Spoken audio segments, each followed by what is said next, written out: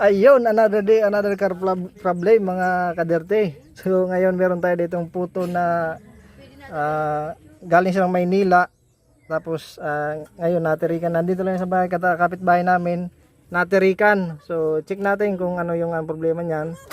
So complaint ng ni ma'am is walang power yung natin, funnel.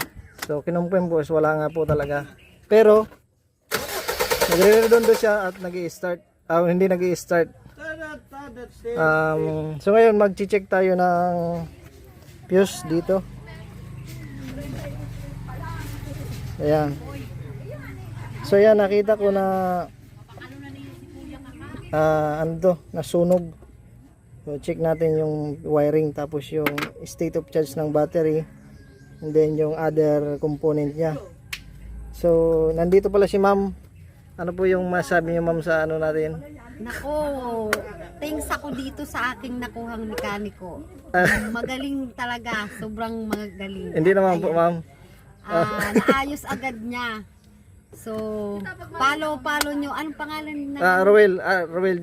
Follow nyo si Ruel. Ako nga pala si Gina. Yung ko is page is RHD Autocure. Yes, pakipollow nyo siya.